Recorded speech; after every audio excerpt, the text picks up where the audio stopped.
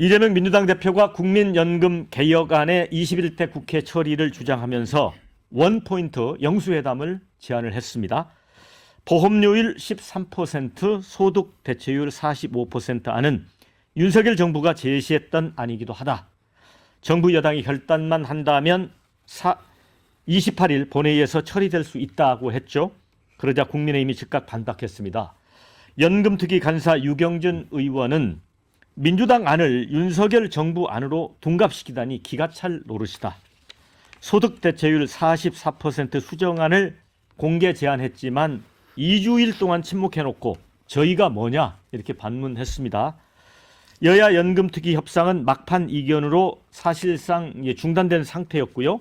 보험료율은 현행 9%에서 13%로 올리는 데 합의가 됐습니다.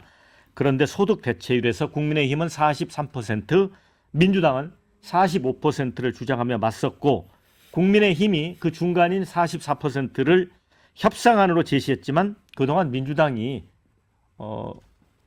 일절 언급이 없었습니다. 자, 그런데 앞서 윤석열 대통령이 2주년 기자회견에서 이제 국민연금 개혁안을 그러면 22대 국회로 넘겨서 임기 내 확정하도록 최선을 다하겠다. 이렇게 이미 입장을 밝힌 상황이었습니다. 그런데 이재명 대표가 이제 갑작스럽게 이 영수회담 원포인트 논의를 하자고 제안을 한 데 대해서 결국은 28일 날 본회의 강행 명분을 쌓으려는 정략 아니냐, 또 거북선처럼 보이게 하려는 의도 아니냐, 이렇게 좀 의심을 하고 있습니다. 뭐 이재명 대표는 여야가 맞서는 상황이지만 국가 미래와 직결된 문제는 함께 힘을 모으는 게 정치의 도리다, 책무다, 이렇게 이야기를 했는데 누구 주장이 맞는 겁니까? 배영찬 소장님? 저는 이게 참 납득이 잘 안 가는 게 네. 정부에서 이제 이 부분을 정부안을 제출을 못하는 상태에서 이제 국회에서 공론화를 거친 겁니다. 네. 국회 연금개혁특별위원회에서 저도 이걸 제가 관련된 걸 이전에 용역을 한 적도 있고 꽤 내용을 좀 알고 있습니다. 네. 그러니까 이제 두 가지인데 간단하게 말씀드리면은 지금 이대로 가면은 2055년이면은 지금 연금 재정 자체가 이제 고갈됩니다. 네. 그래서 사실은 5년마다 이걸 개정을 했어야 되는데 지금 거의 한 17년인가요? 개정을 지금 못 하고 있는 상태라서 공론화 과정을 거쳐서 어느 게 이제 일단은 여론상으로는 더 우위를 점했냐면 소득 보장론입니다. 자, 보험료율은 돈을 내는 겁니다. 각자 이제 국민연금을 내는 것이고 소득 대체율은 나중에 이제 받는 겁니다. 소득 대체율이 높을수록 좀 더 이제 소득이 보장이 되는 것이죠. 그래서 이제 소득 보장도는 13%로 보험료율을 9에서 13으로 올리고 50%도 소득 대체율을 이제 받는 것을 말하는 것이고, 재정 안정도는 뭐냐면 이대로 가면 재정 끝장난다. 그러니까 우리가 뭐 많이 받자고 할 일도 아니다라고 하면서 후손들한테 우리가 이렇게 막대한 부담을 넘겨줄 일이냐 하면서 이제 재정 안정도는 보험료율은 12%로 하고 소득 대체율은 지금과 그대로 40%대로 유지를 하는 거죠. 그러니까 이제 결과적으로는 더 많은 선택을 받은 것은 더 내고 더 받는 제도거든요. 근데 이제 이대로 가다가는 큰일 난다. 재정 적자가 2061년 가면 고갈될 뿐만 아니라 50% 소득 대체율 하면 후손들은 정말 수입의 정말 3분의 1이나 경우에 따라서는 40%까지도 이 국민연금 재정 지원하다가 거덜난다 이렇게 됐거든요. 근데 저는 제가 이 관계자들을 많이 만나봤는데 국민의힘은 43을 주장하고 더불어민주당 45를 주장하거든요. 44 하면 돼요. 44를 안 할 이유가 전혀 없어요. 그리고 지금 이재명 대표도 그런 얘기를 하고 있는데 영수회담 이재명 대표하고 대통령 만날 일이 전혀 아니에요. 그냥 결정하면 돼요. 자, 그러니까 이제 논란은 그거 같습니다. 왜 이 판에 이제 갑자기 영수회담을 제안했느냐? 그러니까 그거죠. 핵심은 갑자기 이재명이 왜 그랬을까거든요. 예. 이건데, 그러니까 제가 보건대는 이재명 대표의 이번 급발진에는 다 이유가 있다. 예. 이렇게 우리가 정의 내릴 수 있을 것 같습니다. 근데 사실은 굉장히 정치적인 이유가 이번에 이제 많이 가미가 되다 보니 사실은 지금 이제 여기저기서 약간 우려 내지는 비판의 시각이 이제 제기가 되는 거고요. 안 자체는 뭐 민주당이 계속 뭐 주장해 왔던 바이기도 하고 사실은 뭐 그 자체에 큰 문제는 저는 없다. 이 정도면 국민의힘도 한번 협상을 해서 서로 타결을 지어볼 만하다. 이런 생각을 합니다. 저는 그렇게 또 가는 것에 대해서도 기본적으로는 뭐 그렇게 반대는 하지 않는 의견인데 이재명 대표의 이제 정치적 이른바 이제 저의 이게 이제 사람들에게 약간 좀 그 분노를 살짝 유발하는 그런 측면이 있는 거죠. 이재명 대표가 지금 당내에서 굉장히 어려운 상황에 지금 처해 있습니다. 아시다시피 국회의장 선출 관련해서 이제 우원식 의원 이제 선출하고 난 이후에 당원들이 반발이 굉장히 심해요. 왜 추미애가 안 되고 이렇게 됐느냐 이래가지고 지금 뭐 며칠 사이에 당원이 3만 명이 빠져나갔느니 뭐 이런 얘기까지 들리고 있고 뭐 이런 상황입니다. 자, 이런 상태에서 이제 이재명 대표로서는 어떻게 보면 이제 외부의 새로운 전선이 좀 필요한 거죠. 예, 외부의 전선을 쳐서 좀 국민의힘 내지는 대통령하고 대립각을 세우게 되면 아무래도 이 당원들은 거기에 더 집중할 수밖에 없잖아요. 내분이 잠깐 이제 잦아들 수밖에 없는 거죠.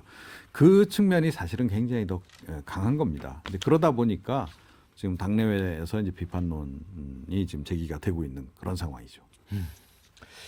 자, 하은기 부대변인. 네. 결국은 이제 어떻게 보면 이재명 대표가 정치를 굉장히 좀 영리하게 잘하고 있다고 볼 수도 있고 또 이렇게 중요한 국민연금 문제를 이런 정치적인 소재로 활용하는 게 맞느냐 또 이런 반론도 있을 것 같아요. 전 좀 코미디 같아요. 그냥 뭐 여야 할 거 없이 지금 뭐 아까 배종찬 소장님께서 잘 정리해 주셨는데 2차 연금 개혁이 2007년도에 됐으니까 17년 만에 되는 거 아니냐 이렇게 말씀하시잖아요. 그때 개혁이 골자가 뭐였냐면 보험료율은 그대로 두고 소득 대체율 60%에서 지금 현행인 40%로 줄이는 거였거든요.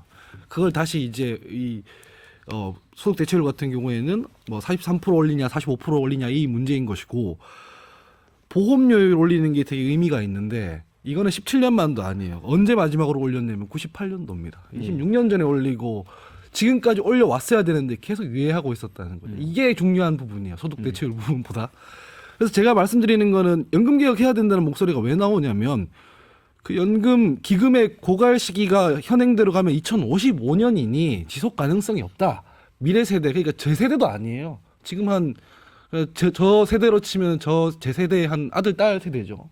뭐 10살 이렇게 되는 사람들이 미래에 부담해야 되는 게 너무 많으니 이거를 지금 구조적인 개혁이 필요하다라는 건데 현행대로 갔을 때 지금 싸우고 있는 43%, 44% 이거 가면 어떻게 되냐면 43%로 가면 연금특위 자료에 의하면 연금 고갈 시기가 63년이 된다는 거고 44%로 가면 64년이 된다는 거예요. 그러니까 연금 개혁이 아니에요, 애초에. 그러니까 현행에 대한 일부 수정 아니에요. 지금 43년에 고갈시킬 거냐, 뭐 63년에 고갈시킬 거냐, 64년에 고갈시킬 거냐를 두고 이러고 있는 거예요, 사실은. 합의 안 할 이유가 전혀 없거든요. 이게 되게 국민들이 봤을 때는 황당하고 웃기고 그럴 겁니다. 이 정치권 자체가 제가 봤을 때는 눈 가리고 아웅하고 있는 거예요. 이게 무슨 이재명 대표가 문제다, 뭐 정부가 문제다 서로 이렇게 싸우고 있지만 둘 다 한심한 거예요. 이거는 되게. 그러니까 그 말씀 맞는 게 본질은 지금 안 건드리는 거잖아요. 지금 이재명 대표가 제시한 이 안으로 가더라도 고갈이 되는 거예요. 그렇죠? 여기 계신 5분은 아무 상관이 없어요. 저희 다 받아요. 근데 지금 우리가 난 아들, 딸들 여기가 사실 30세가 되고 30년이 지나고 이러면 내야 되는 돈이 너무 늘어나고 져야 될 부채가 너무 늘어나는 건데 우리는 지금 다수잖아요. 전체를 생각하는 게 아니라 우리 다수의 이익만 생각하고 있는 건데 어른으로서 되게 부끄러운 거거든요. 이걸 가지고 싸우고 있으니까 이게 뭐가 그렇게 중요한 건데 이런 생각이 안 들 수가 없을 거예요. 지금 젊은 사람들이 봤을 때. 심지어는 태어나지도 않은 사람이 그럼요. 이 내용도조차 모르는 아이들이 또는 태어나지 않은 후손들이 이걸 부담해야 된다는 것이 문제가 되는 거죠. 문제는 뭐냐면 공론화 과정에도 이건 포함이 안 됐어요. 네. 네. 자, 그런데 이제 오늘 토론의 주제는 왜 이 시점에 이재명 대표가 원포인트 영수회담을 제안했냐 이겁니다. 근데 조국 대표도 조국 대표인데 이제 김경수 전 지사가 등장하는 시점이 왔습니다. 물론 이제 복권은 안 됐습니다. 아직 복권이 안 돼가지고 실제로 뭐 피선거권이 회복되진 않았어요. 저기 연금 얘기하는데 아니 왜- 근데 예. 아까 말씀드리는 게 그 본인의 대권과 또에 여러 사람들의 적이 막막 부상하고 있어요. 다급해졌다. 지금 이제 마음이 좀 다급해지는 건데 지금 연금을 던지는 거는 비정상적인 수를 사실은 던진 거거든요. 아 그래요. 이게 그 굉장히 뭐 미리 생각하고 기획이나 계획에 의해서 던진 수가 아닌 게 민주당 연금특위 간사도 자기하고 상의도 안 했다고 지금 이야기를 하고 있는데 그러면 실무적인 협의가 전혀 이루어지지 않은 상태에서 무리수를 던져버린 거예요. 그러니까 영수회담을 위한 그 영수회담이라는 단어를 끌어내기 위해서 지금 이야기를 하는 건데 영수회담이라는 단어를 끌어낸 이유는 단 하나밖에 없습니다. 야권의 대표 주자는 이재명 나다. 나다. 아하. 김경수도 아니고 조국도 아니고 영수회담을 할 수 있고 영수회담을 제안해 가지고 뭐 설사 그 제안이 거부된다고 하더라도 그 거부나 수용은 중요하지 않은 거예요. 이런 말을 할 수 있는 그 야권의 대표 주자는 이 이재명 대표 나 자신이다. 이 이야기를 지금 던지느라 했는데 아까도 뭐 많은 분들이 말씀하셨지만 연금의 그런 보험료율을 그 50% 가까이 올리는 거지 않습니까? 이거는 국민들이 실제로 받아들이는 게 아무리 여야가 합의했더라도 실제로 그게 합의돼 가지고 진행되면 받아질 수가 없어요. 이 연금 제도가 굉장히 많은 부분에서 결함이 있고 실패했다는 게 국민들께서 공유되지 않으면 진행되기가 어려운데 한편으로는 그걸 또 공유하다 보면 연금 납부에 대한 거부가 생기거든요. 납부 거부. 그래서 이제 그런 문제에서 딜레마적인 상황이고 그래서 어려울 수밖에 없는 걸 사실은 영수회담이라는 단어를 꺼내기 위해서 써먹는다는 거에서 굉장히 개탄스럽습니다. 자, 뭐 이재명 대표는 이미 다 생각이 있었다 이렇게 얘기를 해주신 것 같은데 오늘 아침에 언론 보도를 보면 뭐 이런 기사들이 있어요. 민주당은 이 대표 발언을 적극 옹호하면서도 당황해하는 기색도 보였다. 연금특위 간사인 민주당 김성주 의원은 이 대표의 제안은 상당히 용기 있는 것이라고 하면서도 나도 깜짝 놀랐다. 특위와 상의도 안 했다. 어떻게 보세요? 그러니까요. 그러니까 이제 급발진을 한 거 아닙니까 한마디로. 근데 다른 사람들은 다 모르고 있었지만 이재명 대표는 저는 이건 철저한 계산하에서 나온 행동이다 이렇게 좀 생각을 하고요. 그러니까 뭐 지금 최근에 자기를 위협하는 변수들이 이제 조금 전에 말씀드린 그 국회의장 건 관련해서뿐만 아니고 뭐 조금 전에 말씀하셨듯이 김경수도 막 요즘에 뜨죠. 또 조금 전에 제가 당원 한 3만 명 정도가 뭐 탈당을 최근에 했다 이런 보도도 제가 보기도 했습니다만 그 당원들이 모두 뭐 조국 혁신당으로 갈 거다 뭐 이런 얘기도 있고 뭐 이제 이런 거죠. 그러니까 이제 뭔가 돌파구가 좀 필요했던 이제 그런 그 상황이다 이렇게 좀 보고요.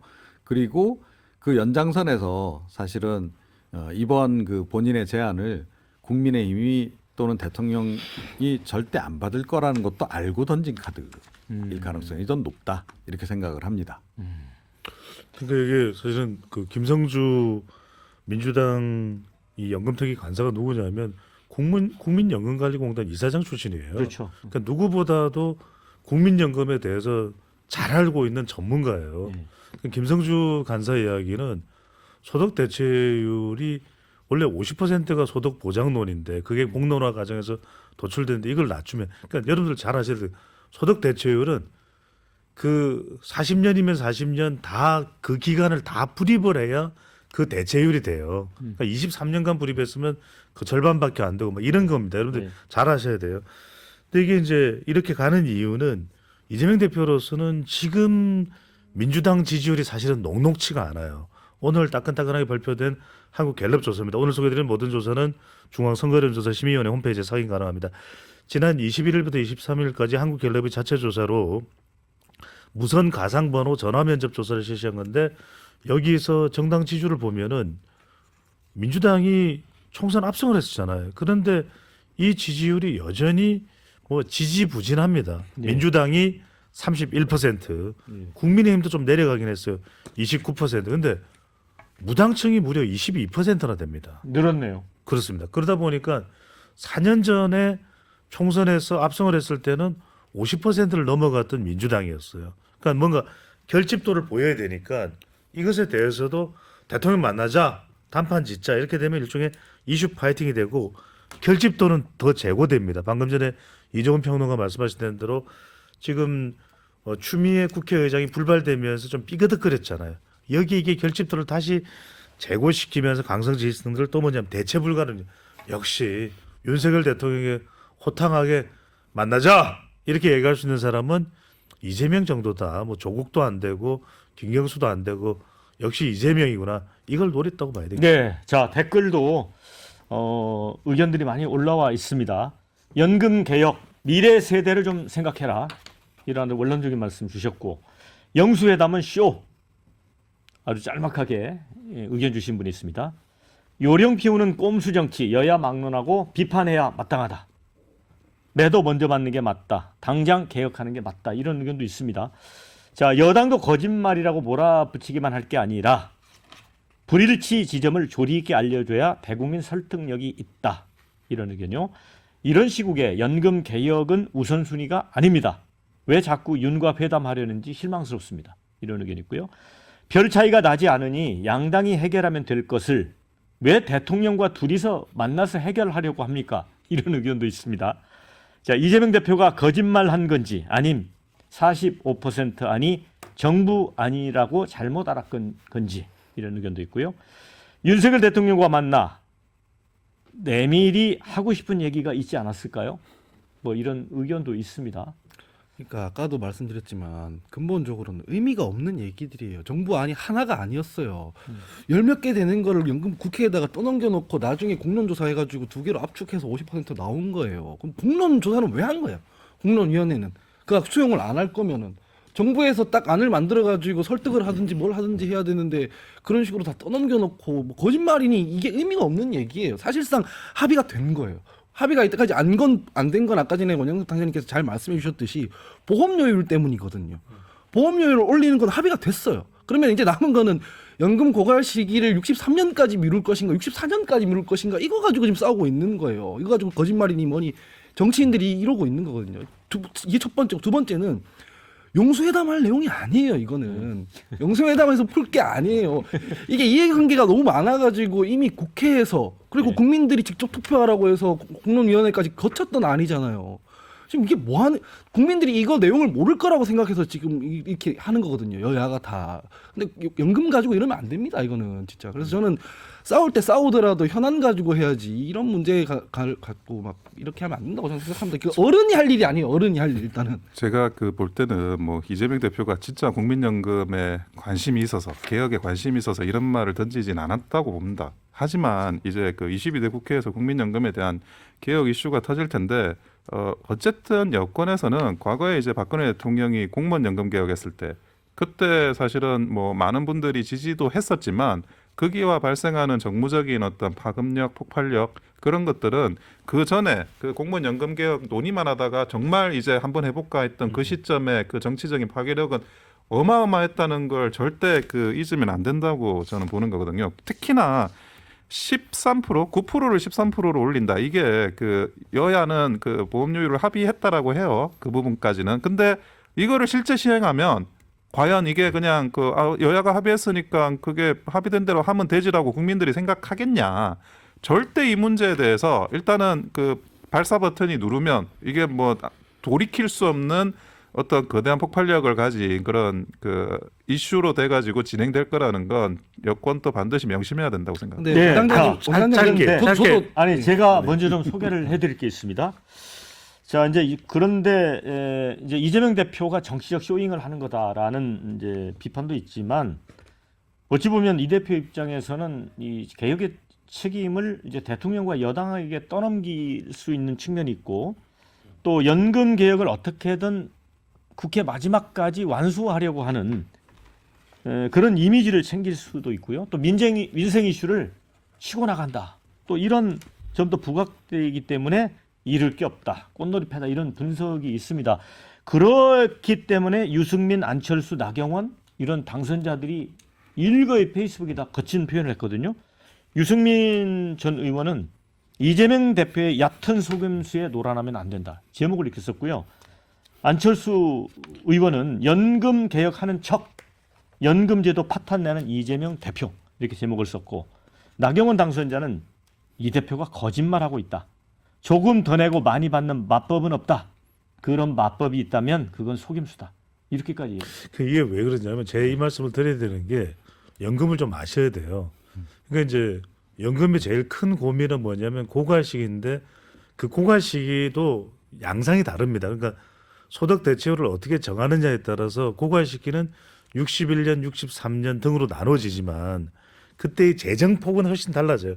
그래도 소득 대체율을 조금 낮춰놓는 것이 재정이 더 안정적이라는 거예요. 여기서 핵심 뭐냐면 이것도 이재명 대표가 순수한 의미를 가지고 연금 개혁을 위해서 이렇게 이야기했을 수도 있습니다만 그렇다면 사실은 더 중요한 걸 건드렸어야죠.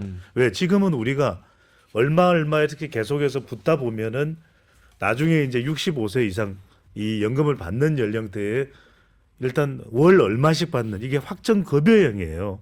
근데 이제 후손들에게 너무 많은 부담이 가니까 지금 일부에서는 유럽에서 실시하고 있는 확정 보장형으로 가자. 그 얘기는 적어도 내가 얼마만큼 냈으면 그 낸 것만큼 정도는 보장 적어도 최소한 보장받도록 하는 것이 더 맞다. 근데 여기에서 사실 제동을 걸 수 있는 건 뭐냐면 아니 이거는 국가 보장제도 아니냐. 그러면 국가가 재정을 투입해 줘야 된다. 여기에 대해서 사실은 이재명 대표가 다수당 대표니까 이야기를 꺼내놨어야죠. 또 하나는 뭐냐면 군인연금하고 사학연금은 이 정부 재정이 투입되고 있거든요. 이미 투입되고 있어요. 그럼 여기에 대해서 이거 이러면 안 된다. 그러면은 군인연금과 사학연금도 이제는 달라져야 한다든지 합하자든지 아니면 국가 재정을 투입해야 되는데 이걸 우리가 어떻게 감수하고 사회적 보장제도로 가야 되는지 이걸 해야 되는데 왜 안 할까요? 인기가 없거든. 복잡하거든요. 그쵸. 그럼 군인들이나 사학연금이니까 교사들이 뭐 완전히 반대하고 성토 일어날 수 있는데 사실은 이걸 건드렸어야죠. 그러니까 아까 근데 지금 우리 국가 채무가 지금 1,200조에 육박한다고 하는데 그 여력이 없잖아요. 그래서 제가 아까도 말씀드렸지만 원장님께서 이거 보험료율 지금 이렇게 9%에서 13%를 급격하게 올리면 반발이 있을 거다라고. 네. 그런 이유 때문에 98년도부터 지금까지 못 올린 거예요. 그걸 안 올렸기 때문에 지금 이게 폭탄 돌리기가 된 거고. 의대 증원 문제가 9번 시도했다 실패한 거하고 2008년도에 계획이 뭐였냐면 보험료율을 15.9%로 단계적으로 올린다는 거였어요. 2008년도에. 근데 2024년이에요. 이게 인기가 없고 누군가가 돈 더 내야 되는 문제니까 특히 그건 저희 세대나 윗세대가 더 내야 되는 문제니까 반발이 있단 말이에요. 반발이 있어가지고 미루다 보니까 이렇게 됐는데 이번에도 또 이런 식으로 얘기를 하고 있는 거잖아요. 그래서 저는 이거 상관이 없어요. 지금 보험료율 이렇게 13% 올리는 것도 이제 대승적인 결단인 것이고 이거 이번에 연금 개혁하고 끝낼 게 아니잖아요. 이걸 가지고 지금 뭐 여야 붙어가지고 2% 포인트 가지고 싸우고 이럴 때가 저는 아니라고 생각합니다, 진짜. 근데 전 말이죠.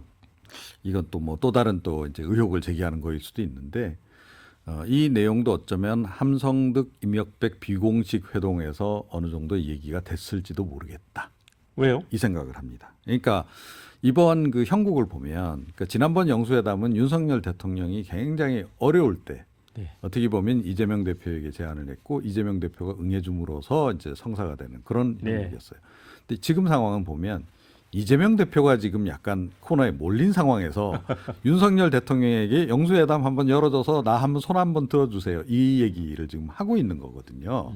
그리고 지난번에 이제 영수회담에서 여러 가지 얘기가 오갔지만 뭐 이제 그 함성득 임혁백 그 비공식 회동에서도 뭐 그런 얘기가 좀 나왔다고 하잖아요. 뭐 총리 후보군 관련해 가지고 뭐 이재명 대표에게 좀 약간 좀 이 앞을 가릴 만한 사람들은 좀 이렇게 뭐 정리를 해주고 뭐 그런 사람들은 뭐 기용을 안 하고 뭐 그 비서실장 기타 뭐 그런 얘기도 했다라는 이제 얘기도 들리고 하는데 지금 뭐 이게 아직까지도 유효한지는 모르겠는데 그러니까 윤석열 대통령하고 이재명 대표 간에 약간 뭐 적대적 공생관계 비슷한 그런 관계가 좀 형성이 돼 있고 그게 어쩌면 이면 합의에 다 지금 포함이 돼 있을 수 있다.